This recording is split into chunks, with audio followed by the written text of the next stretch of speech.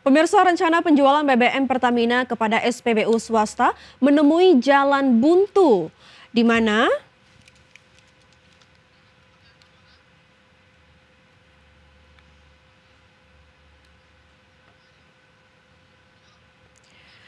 dalam rapat dengar pendapat dengan Komisi 12 DPR RI, Wakil Direktur Utama PT Pertamina Patra Niaga Ahmad Muntasyar memastikan, hingga saat ini belum ada satupun SPBU swasta yang sepakat membeli stok BBM Pertamina. Padahal sebelumnya sudah ada SPBU yang menyepakati pembelian BBM Pertamina berdasarkan base full. Menurut Muntasyar, sebelumnya ada 2 SPBU swasta yang berminat untuk membeli stok BBM Pertamina. Kedua SPBU tersebut yakni Vivo Energy Indonesia dan BP AKR. Namun, kedua SPBU tersebut menarik kembali minatnya untuk membeli stok BBM dari Pertamina. Ahmad Muntasyar menyebut salah satu alasan para SPBU swasta belum bisa membeli stok BBM Pertamina lantaran kandungan etanol yang terdapat dalam base full milik Pertamina. Kandungan etanol tersebut yang dinilai menjadi kendala oleh SPBU swasta. Jadi tidak ada semua. Isu yang disampaikan kepada rekan-rekan SPBU ini adalah mengenai konten. Kontennya itu ada kandungan etanol. Nah, di mana secara regulasi itu diperkenankan etanol itu sampai jumlah tertentu, kalau tidak salah sampai 20% etanol kalau tidak salah. Nah, sedangkan ada etanol 3,5%. Nah, ini yang membuat kondisi teman-teman SPBU swasta untuk tidak melanjutkan pembelian karena ada konten etanol tersebut, di mana konten itu sebetulnya masih masuk ambang yang diperkenankan oleh pemerintah. Kementerian SDM mencatat penjualan Pertalite pada 2025 terus mengalami penurunan, sementara konsumsi BBM non-subsidi justru meningkat. Pergeseran konsumsi BBM ini diakui berdampak pada penghematan anggaran kompensasi Pertalite. Kementerian ESDM mencatat adanya pergeseran konsumsi bahan bakar minyak pada 2025. Penjualan Pertalite terus mengalami penurunan sementara konsumsi BBM non-subsidi seperti RON 92, RON 95, dan RON 98 justru meningkat. Berdasarkan data Kementerian ESDM, penjualan harian Pertalite pada 2024 sebesar 81.106 kiloliter per hari, turun menjadi 76.970 kiloliter per hari hingga Juli 2025. Angka ini setara penurunan 5,1%, sementara penjualan harian bensin non-subsidi melonjak 19,21% dari 19.061 kiloliter per hari pada Juli 2024 menjadi 22.723 kiloliter per hari pada Juli 2025. Direktur Jenderal Minyak dan Gas Bumi Laode Sulaiman mengaku pergeseran konsumsi ini berdampak pada penghematan anggaran kompensasi Pertalite. Besaran kompensasi Pertalite pada 2025 diproyeksi hanya mencapai 36,3 triliun rupiah. Kalau dikaitkan dengan besaran kompensasi, maka kompensasi Pertalite itu turun dari 48,9 triliun, diproyeksikan bisa terjadi efisiensi sehingga hanya menjadi 36,314 triliun, artinya ada efisiensi sebesar 12,6 triliun dengan adanya shifting ini. Pergeseran pola konsumsi BBM ini juga mengubah pangsa pasar BBM. Penjualan bensin subsidi diprediksi turun 1,4 juta kiloliter, sementara penjualan bensin non-subsidi Pertamina diprediksi naik 0,86 juta kiloliter atau mencapai 7 juta kiloliter. Jakarta, Tim Liputan IDX Channel. Komisi 12 DPR RI menggelar rapat dengar pendapat dengan Pertamina dan Badan Usaha SPBU swasta terkait kekosongan pasokan BBM dan keharusan SPBU swasta membeli BBM dari Pertamina. Komisi 12 DPR RI menggelar rapat dengar pendapat dengan Pertamina dan Badan Usaha SPBU swasta terkait kekosongan pasokan BBM dan keharusan SPBU swasta membeli BBM dari Pertamina.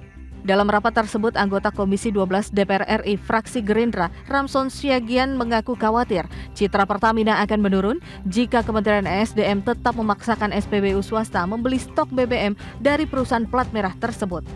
Ramson meminta kelangkaan pasokan BBM di SPBU swasta jangan dibiarkan berlarut karena berpotensi menimbulkan keresahan masyarakat, khususnya di wilayah Jabodetabek. Kalau SPBU-nya udah ada sekian banyak, berapapun dia laku, ya harus disiapkan, diberikan izin untuk impor. Kalau nggak terjadi kelangkaan. Kalau terjadi kelangkaan, ini menjadi gejolak masyarakat. Hal-hal manajer operasional seperti itu sebenarnya di pemerintahan ini ada tingkatan presiden, ada tingkatan menteri, ada ke bawah. Seperti diketahui, kekosongan pasokan BBM di sejumlah SPBU swasta telah terjadi sejak akhir Agustus. Selain berdampak pada iklim usaha dan masyarakat, kekosongan BBM ini juga berdampak pada nasib para pekerja. Jakarta, Tim Liputan IDX Channel.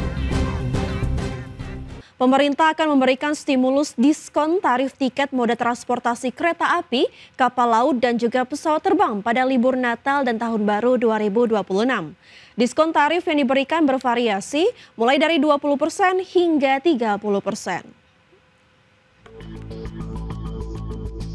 Pemerintah memastikan akan memberikan diskon tarif sejumlah moda transportasi selama periode Natal dan Tahun Baru 2026. Dalam keterangannya, Menteri Koordinator Bidang Perekonomian Erlangga Hartarto menyebut diskon tarif tiket yang akan diberikan pemerintah diantaranya pada moda transportasi kereta api sebesar 30% yang berlaku 22 Desember hingga 10 Januari 2026. Pemerintah berharap diskon tarif kereta api tersebut bisa dimanfaatkan 1,5 juta penumpang. Untuk moda transportasi pesawat, pemerintah akan memberikan diskon harga aftur dan fuel charge pada maskapai penerbangan yang diperkirakan dapat menurunkan tiket penerbangan pada periode Natal dan Tahun Baru sebesar 12 hingga 14%. Pemerintah menargetkan akan ada 36 juta penumpang yang akan memanfaatkan diskon tiket pesawat tersebut. Untuk pesawat udara diberikan diskon pembelian 22 Oktober sampai 10 Januari. Dan juga untuk penerbangannya pada tanggal 22 sampai dengan 10 Januari targetnya 36 juta penumpang. Nah, PPN-nya ditanggung pemerintah dengan diskon fuel charge dan harga aftur. Nanti akan ada penurunan tiket antara 12 sampai dengan 14%. Sementara untuk angkutan laut yang menggunakan kapal Pelni, pemerintah memberikan diskon sebesar 20% dan pemberian diskon jasa pelabuhan pada ASDP yang berlaku pada 22 Desember hingga 10 Januari 2026.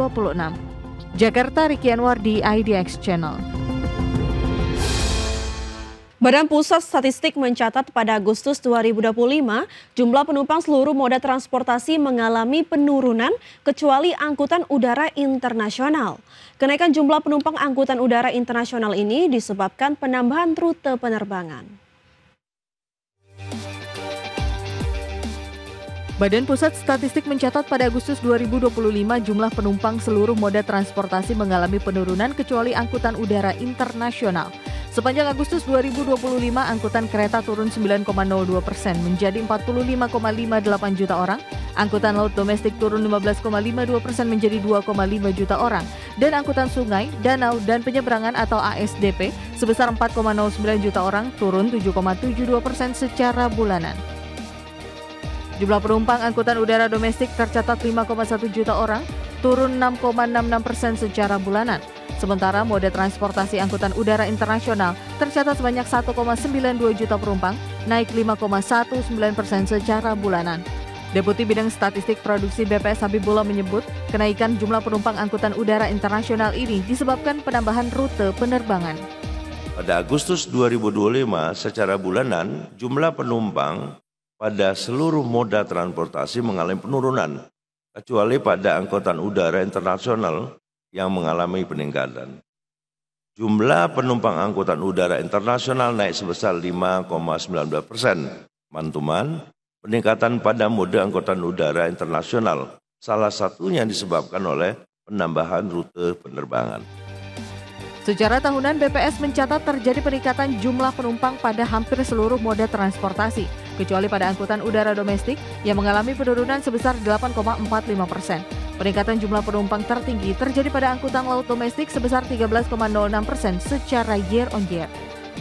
Jakarta, Tim Liputan IDX Channel.